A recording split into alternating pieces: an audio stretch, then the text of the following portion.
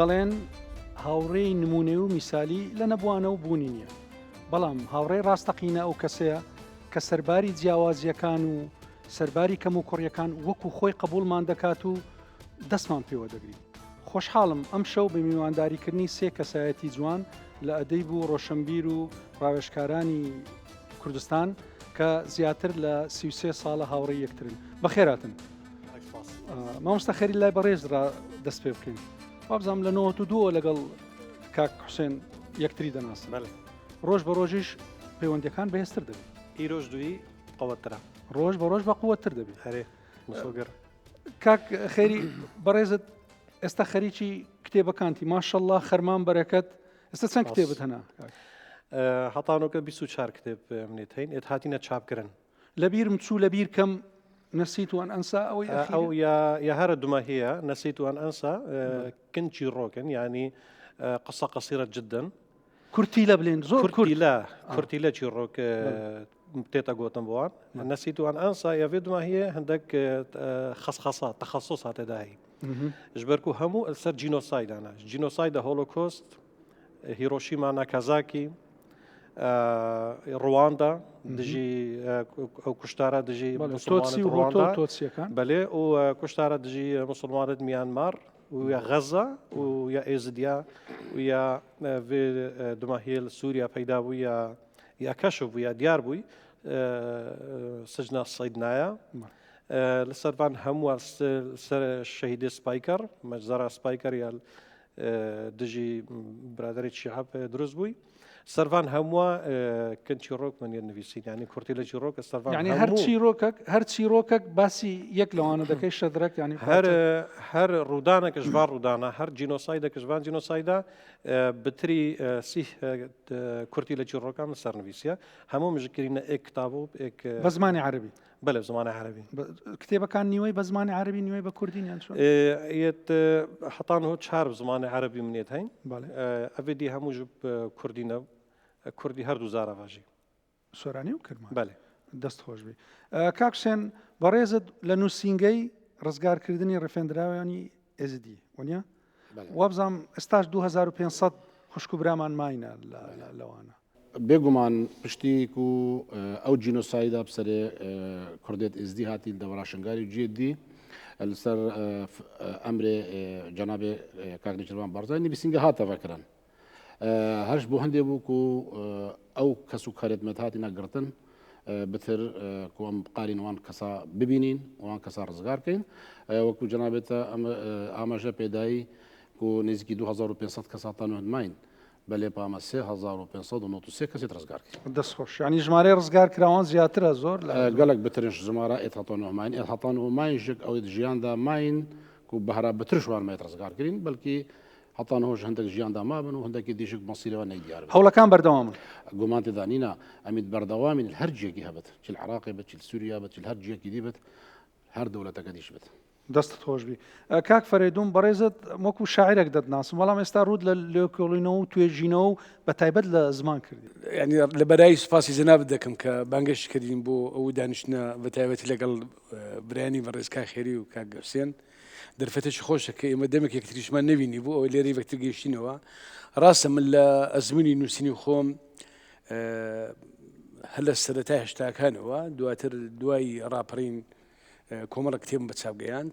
بەڵام لە ئەزمموی ئەو نووسینە ئەدەبیانم قەناعاتێکمە دروست بوو هەموو دەقێکی ئەدەبی ئەفراندنی زمانە ئێستا سەرنووسەری گۆڤاری زمان ناسی زمان وزارم تا بێستا دەگات 20 ژمارە لێ دەرچووە هەڵبەت ئەو گۆڤارە وەرزیە بە 4 زمان دەرەچێت بە کوردی و عەربی و فارسی و ئینگلیزی ئێمە ژمارەی تایبەتمان ژمارە 11 بە عەربی بوو ژمارە 13 بە فارسی بوو ژمارە 15 بە کورمانجی تیپی لاتینی بوو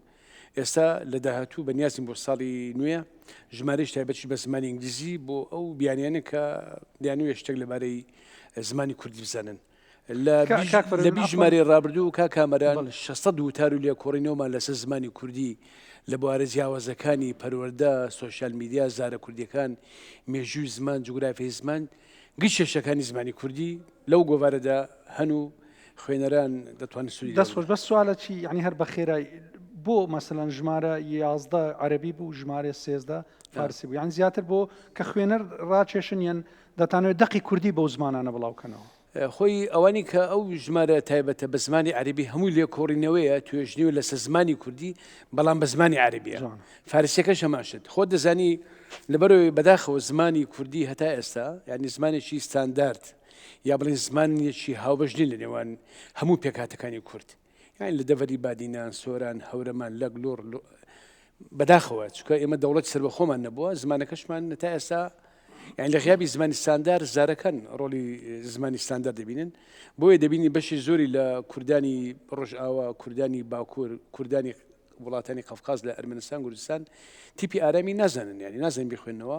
ئێمە ئەو گوتار و لێکۆڵینەوەی کە بە زاری کرمانجی بوو کۆمان کردنەوە هەروەها کە بڵاو کرابوو لە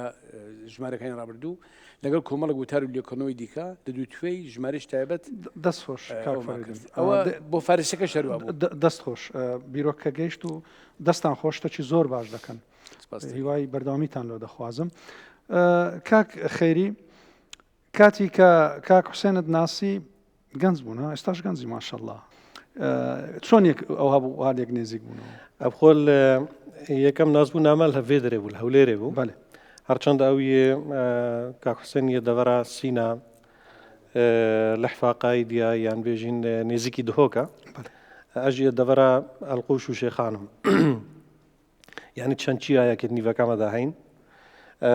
نازبوو نامە بۆ یەکەم جار لە هەولێرێ بوو مایک و دووناسی لە زانکۆ سەلاح الدین کولیژە ئاداب پشکا زمان و ئەدەبێ کوردی ئەو بەریمە بوو ساڵەکێ لێ ئەوان 4 ساڵی دیێت ماین 3 ساڵی دیێت ماین بێگومان ئەم هەردوو گەلێک بووین ژەنگی وەرەمە نازبوو نامە گەلێکایی لێ لەبییر کاک خێریوەچی یەکەم زار ناسی چی لەبەر بوو کو بوو کاک حوسێن ژنەوە زەعیفتر بوو گەلێکی ئەم هەموو ئەمەنگی زەعیف بوون گەلێک سمێلێ توش نەیڤی شکلی بوون بێگومان پرچایژی ڕەش بوو هەندێکم گۆڕینێت مەزنێ سەردە هاتینەکە ئەم بەرێ خۆ دێنێزبارکەم جارێکم مە تەسویرێک پێک بە بەڵاف کردبوو یە مەگردوو پێک بەر وەختی کولیە و پاشی ئێکە لە هەولێرە بەری 2 ساڵەکە مەگرد بوو هەردوو مە بەراوردی ئەیکردن و مەل سەر فێسبووکە بەڵافکردن بڵێ شتێکی گەلێکی بوو ئەم هەردوو ژل ئێک بەشی بووین بەشێ زمان و ئەدەبێ کوردی گەلێک دەڤەرە بادینان لێ هەبوون لێ زدەتر ئەز و کاک حوسێن نێزیکی ئێک بووین ژبلی بێت چەندێژێک ینی پشتی مە ئێک و دووناسی ژنومە بتر ئێک و دووناسی وەکو ماڵباژێک ینی کاک حوسێن بتە خوارزێ گوندیت ما جش بەر هەندێنەوە کە ئەزت بمە خالیوی جش بەر هەندە ینی بتر نازبوون ئەو چێ بوو خۆشبەختانە ینی سپاس بۆ خودێش نۆت و دوێ وەرە هەتا ئیرۆ ڕۆژ بۆ ڕۆژێژێک وکیمەل دەستپێکە گوتیم هەڤالینی ئەمە مکۆنترد بتن و بقەوەترژت بتن و بێگومان ئەمیانەیش عالی خێزانیش ئەم تێک لێ تێکین و هەمووش ئێکودوت ناسن و هاتن و چۆن و سەردانە ئێکودوت بکەن کاک حوسێن ئەکید مەسەلەن کاتی کە لە کۆلیژ بوون مەسەلەن بڵێن نەشاتات و کاری دەستە جەمعی و هەرەوەزیتان کردیە زیاتر ریاضە بوو زیاتر نووسین بوو یان چ بوو زیاتر پێوە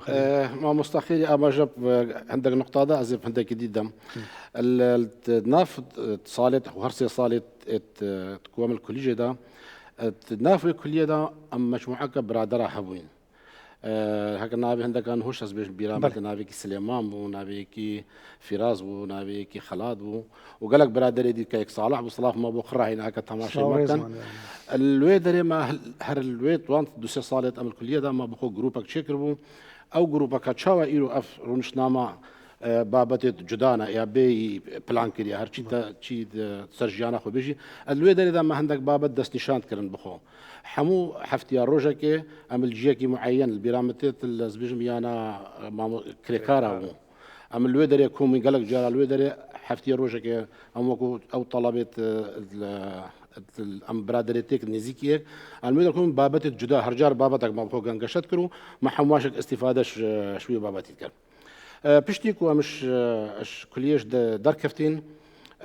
بۆ ماوەیەکی دی مامۆستا خێری بحکمێ تعیین بوو بۆ مامۆستا دهۆکێ او هەڤالینیا مە بتر قەواتر کافت بەڵێ هەتا فترەکە گەلەکە درێژک پشتی هەنگیک و هەتا ساڵێت 2000 دەرەوە هەتا 2014 ئەو فەڤالینامە گەلەکەم گەلک نزیکێ بووین بحکمێ هەندێک سوبێ هەتا نیڤروان هەتا هێواری ئەم هەرێشمە سەر کاری خۆ بوو بەس شەوێ دایما مەیەک و دوودیت و ڕۆژێ دیشکت فراخش گەلک جارا مەیەک و دیت و هەر مناسبەکە هەباش ئەمت پێک ببووین هەتا ئیرۆ ڕۆژک هەتا ئیرۆ تشتێک و ئەم شانازیە پێت بین فەخرێ پێت بین دوان حکمێوان 30 ساڵا یان 32 ساڵادا بەلکی سەدا هەواڵ و برادرێت بۆ مەچێ بووین گەلک چێبوون چیل دهۆکێ چیل هەولێرە یان هەرجێکی دی بەلێ و بەردەوامیدان بۆی هەوالی نییە و گەلک نزیکێک و هەتانۆکە ئەس باوەڕکەم بەلکی ئەم چەند کەسێکی کێم بین شوان هەر چەند کەسێت کەم ئەز و مامۆستاخرین هەتان هۆ بەردەوامێت ماین و هەوالینەکە یا وەکوت بێژن هەواڵ دەستخۆش کاک فەرێدون بەڕێزت لە میانی کارکردنت لەو کەیسانەی کە ژینۆساید و کاک خێری و کاک حوسێنت ناسی یادەوەرێکی شتە چ خۆشم لۆ بڵێ کە لەسەر مەسەن لەسەر ئەو هاوڕێت لەگەڵ مامۆستا خێری یادەوەری ناخۆش ئەمە بێک ناساند بەداخەوە دوای کۆمەڵ کوژی شنگال لە 3 ئابی 2014 ئەو وەخت کاک خێری بەڕێوەبەری گشتی کاروباری ئێزدیەکان بوو من ڕاستەکەی ئەو کارەساتە تراژیدیە دڵتەزیێنە هانیدام کە لە بنج و بناوانی زمان و ناسەمە و کەلتور و مێژووی ئێزدیەکان بکۆنمەوە ئەو بوو لێکۆڵینەوەیەکم نووسی دواتر لە 2015 لێش تەموزی 2015 لە زانکۆی گەرمیان کۆنفرانسی زانستی هەبوو بەلایەنشانی جینۆسایدی گەلی کورد بە دکتۆر دارە حەمید و ئەو کاتی ئەو سەرپەرشتاری کۆنفرانس هەندێک لە برایانی ئێزدی هەن نووسەر و ڕۆشنبیرن لەوانە مامۆستا خێری خدر دۆملی داود مراد خەتاری تر وابزانم نازم بەبەرچی بوو مامۆستا خێری نێتوانی ئامادەبی لەوێ خدر دۆملی ئامادە بوو ئیتر دواتریش ماڵی ئاواوی کاک خێری سامەیەکم نووسی بە ناوی تاوسەکانی دالش کە مامۆستا محەممەد حوسێن مهندس کردی بە عەرەبی و کامیل بۆکانی کردی بە فارسی لە دووتوێی نامیلکەیەکدا بە تیراژی نازم 500 دانە یا 1000 دانە بوو 1000 دانێ چاپ کرد ئیتر پێم وایە ئەو چامێژ ئەو شارە سەدای خۆی هەبوو ینی وەڵام دانەوێک بوو بۆ کۆژان و معاناتی کچانی ئێزدی دەستخۆش کاک فەرێدون کاکشێن بەڕێزت کە ئەو برادراتیە مەسەلان بەرەو پێش چوو بەڵام خۆشی و تەمان ناخۆشیەکان زیاترە پاشی کە ئەو وەزعا بەسەردەهات حەزم لێ شتێکم لۆ بجێڕیەوە یعنی ڕاستە بەڵام کارەساتێک بوو بەسەر خوشک برایزی دەکان هات بەڵام سەرباریەوەی لە هەوڵەکانتان ئەنگۆ کە توانیتان زیاتر لە 3000 کەسەوە کرد دەمێت چیرۆکە شتە چوام لۆ بژێریەوە هەر چیرۆکەکە هەر کەسێکی شوان 3500 هەرێک وەکو داستانەکە هەرێکی کتێبێک سەرتێتە شێکرن ئەم نقارین بەرنامەکی خۆسا چەند دقیقەیدا بەحث بکەین یعنی هەکەت و بەرێ خۆ بدێ 8 قەسەد مایەتکرینە پەرتۆکەک ئەس نەنوی سەرم بەس حکمی هەندێ من گەلک کار و سەروی بابەتی کری مەقاریک و 8 قوات ئەوەکەدا جا هەکەت و حسابکەی 3000 کەسان 3500 چیرۆکێتوان هەمووش چیرۆکێت نەخۆشن یعنی هیچ چیرۆکەکە خۆش دەدانینە هەرێک پشێوەیەکیە مەزداری خرێش زەبرداوە بۆ هەندێک و ئەو تونند و تیژی و خراپی و کوشتن و برین و برسیکردن و تاڵانکردن و سەبیکردن و فرۆتنت بازارێت عەلەنیدا ئەمەد قڕنەی 21دا کیژوژنێت کوردا کیژوژنێت کوردێت ئێزدیت کووردا بگشتی بازارەدا تێنە فرۆتن بەرچاوێ خەڵکێ ئەوە خۆب خۆشک معاناتن نەخۆشینات و ئەم بەحث لێ بکەین هەر چیرۆکێکێ تراژیدەکە گەلەکە مەزنوال پشتەی هەندێک چیرۆک گەلک هەمووت نەخۆشن بەڵێ بەڵکو نزبان نەخۆشیش ئێکش بۆ ئێکێ بتر بێت بۆ نمونە هەگەر کەسێک کچێک یان ژنێک تەمەنەوێ 20 ساڵ بن یان 25 یان 30 ساڵ بن بەڵکو هێزاوێ بتر بتشیا ئێکە 10 ساڵی یان 15 ساڵی ئێکشوان چیرۆکێت و ئەم هەموو تیشین ڕاستی وان چیرۆکە خراپی بەس ئێکشوانێت گەلک ئەم پێتیشین کچێک بوو و تەمەنەوێ 10 ساڵ بوون ینی زارۆکەکە تەمام بوو نەتزانی خۆشی ژیانێکی نە بتنێ زارۆکینیا خۆت زانی توێ چیرۆکاوێت دەوەختێمەت چیرۆکاوێت نویسی بۆمە دیار بوو و 10 زەلامەت داعشت تیرۆریست بتەمەنێت جودا بجنسیت جودا بخەلکێ جودا هر ده ظلامات تعدل ويك 10 سالي واكني اويك 10 سالي نتزاني كافكار القلت تكرن كو كاري مثلا سكسيه انكارا كيدي خرابه لا شيء خوي نازل او وسط تيتجهشت كوبيانو او لدانك تعذيبك نخوشك تتكرن براسيشك وضعي سايكولوجي بحكم هندي او زرا اللي هاتي كان وضعي سايكولوجي قالك خراب بو تشركتون حمود نخوشن بلي قالك كارتكرن المقليه بايك شوانا هرشيا ام بيجين اكشيادي بقوطره بلي ابا براسيشك ام قلب حتى ايك شوان ظلامت كنت عدلي عمري هفتي صال تهوا هفتي صال تعدك وصل كشكاي راسيشك نا انسانيات هر بشرني تشتك هيت ناس تجير هيت بيورك كنا بين يعني ما تصورت كركو او كشت يا محتاجي هنديا كو خدان القلخو بت ياريا بخوكت ياريا زارو كنيب كنت ناف زاروك هذا بشت لعباده بشت دراده بجاب حكم هندي كارساتك زور قوري وكو دلي هر شي روكك داستانك كاك خيري بريجت لم يعني كتاب وشتكان زياتر باسي وشتانت زور كرديا من اقام ليه بين سروي هیچ یادوارێکی خۆش نییە لەگە کاک حوسێنی کاک فەرێدونی کە بژێڕینەوە ئێستاها مەسەڵەن جا ئەس بەری بێمە سەرێ بلا هەرنە ئەم نەبهێ لە ئەم تنە بەحسی خۆ بکەین بهێ لە ئەم بەحسی تەژ بکەین هەندێکێ ما پرۆژەکێ هەیت نویسینگە هەرزگارکردنە ڕەواندیەت گەل نویسینگە بەڕێزەکانی چیروان بۆ بەڵگەکردنا ئەوان تاوانێت هاتینەکردن سەر ئێزدیال شنگالێت ساڵە 2014 پرتوکە ئەم چابتکەین ڕاستیژک ینی ئێک ژوان پرتوکێت هەرە عتانهۆ 24 پرتوک یەت ئەوی پرۆژەی یەت هاتینە چاپ 24 عنوان یەت هاتینە چاپکردن هەمووشی ئەت باشن لێ هەندێکێت هەرە باشێکێت نافداین ڕاستی ڕۆمانە کاک کامەران خۆشناو لالەکانی لالش کو بێگومان ئەو پرتوکێت ئێن بۆ چاپێ ئەم بەرهنگی ئەزت خوونم من هەموو پرتوک جارەکەیت خوندین ومە بڕیارە سەردای ئەوە چابن یانە تنێ یاکاک کامەران من دوو جارە خواندی هەرچەندە ینی هەموو پرتوکێت مەیدی بترە قەباراوێ و ئەواوێ بترا تشتێ بۆ من گەلک سەرڕاکێش کاک حوسێن کاک فەریدۆن ئەو بوو بڕاستی نە ئەوە ئەز ڕۆهی دوێژم ینی گەلک تشتێت هورت ناف ئێزدیادا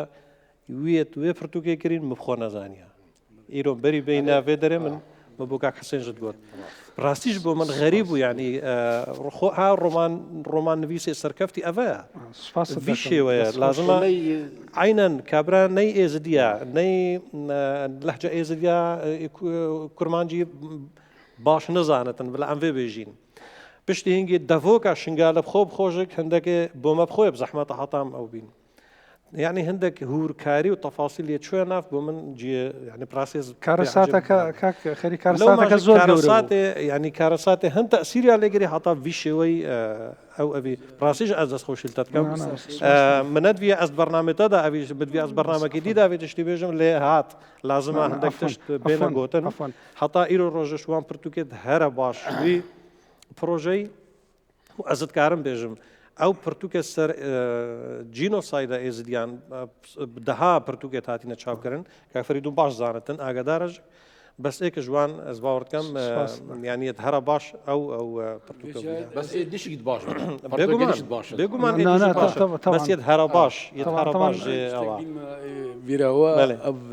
لالەکانی لالش من گوتە مامۆستا کامەرەین بلا ئەف ناونیشانژی بۆ ڕۆمانی باشە أفقلق عناوين بينو سر برنامجي خون وشي خوش ناودلي استبين سر هندك بيروري خوش بو بلند دزانم ناخوشيكا اما وكو كرد نازم وا محكومي ناخوشي زوربي جان ماني قلت ملاحظه كانت الشعر وغورانيش مان اهون على الشيء بلام حزم لي هندك بيروري خوش خد هندك بيروريت ناخوش اد بناخوش بشتي مروف اوت كاتن هكا البيرا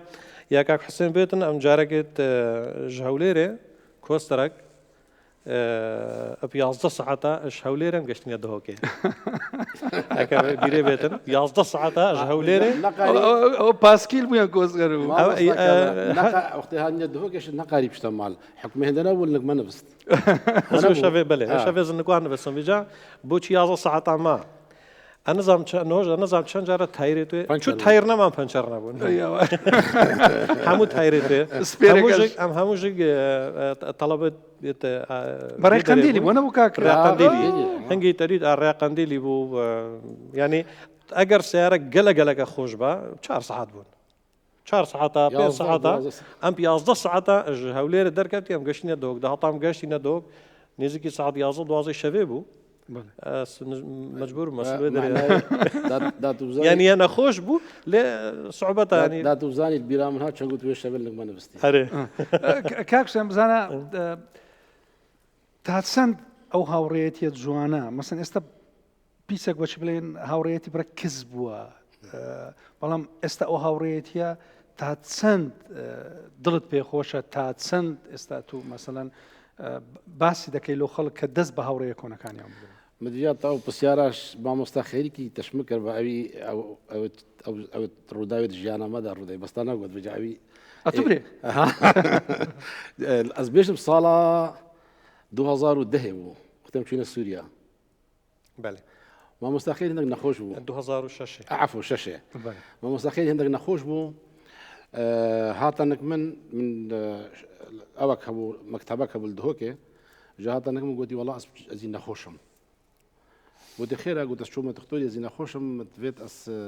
اشوف سوريا تختوري بري هنجي اشوف سوريا تختوري من براي خو بربوت تختوري هي لك باش بو بهر حال ام تشوينا وداري او تشتي بي تي في برهاتا كرن بس الزفريني طبعا المنطقه قال لك انا خوش بو منطقه الربيع او هنجي بدايه ارهاب وام وقاعده وهبون وقت امش سوريا زفرين ام هاتنا الربيعه او سايق ما بخو او قرد بو جي ام سيك جي ام سيك ما قردو طنبلك خصوصي ما قردو ازل سنجي سوار بو ما مستاخيري نصاغ ومع عملي كربو او البشتي سوار بو بس تشتي باش كو بشتي عملي كي يوم الطنبله سوار كي كانيولا يهش بيفا ما بو او كانيولا دستي بله امش حدود الربيعه درباز بوين ربيعه كت بيشام دابو وين ربيعه جنديه كي تدابو نزل بيرات تد ما وصل جنديه كي تدابو او شوفير امبرين وصل ني منتبه الربيعه بو او الربيعه جدور وصل ديارو شوفيري ما بشكل روس سايت شو أبي الربيعي دسخو برا بلنقر قلت بسكنان شوفيري نديد ما قلت بسكنان نديد أبي الربيعي ده هار دس هذا كلاشينكوف دانا السر أبي وهاتما أي هوار والله شنو سايق سكني جدور فباقر قورنا خوار ورنا خواشتم والله مهاتي خوار ما درجة فكر أبي دورا تفنجايش أو صاد دسي ده شي بيجيني بس باش ما مستخيل شارزا وهردس خوصاني شيء يعني يزيد عم نصاغي عم يشتغلوا هذه نمنا رهابين نمنا والله عم درب عسكرين دست خوش بي كاك فريدون خود شاعري اما برو كوتاي برنامج كي درون بكورتي بوختي بس هاوريتي ملوبك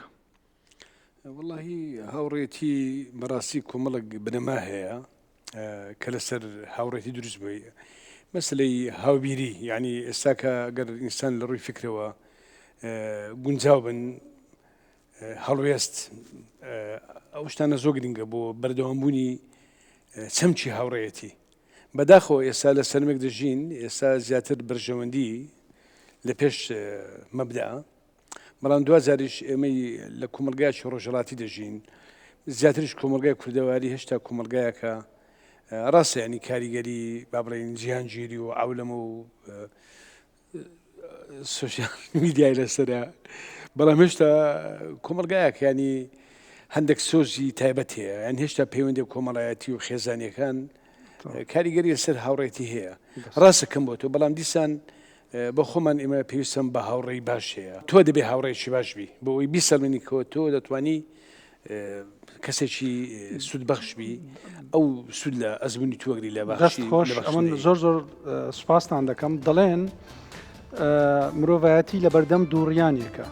يان اوتا دبنا هاو ريو هاو خمي يكتر يانيش اوتا برو نمانو لناو چون دچي زور سپاس عندكم دستان خوش بي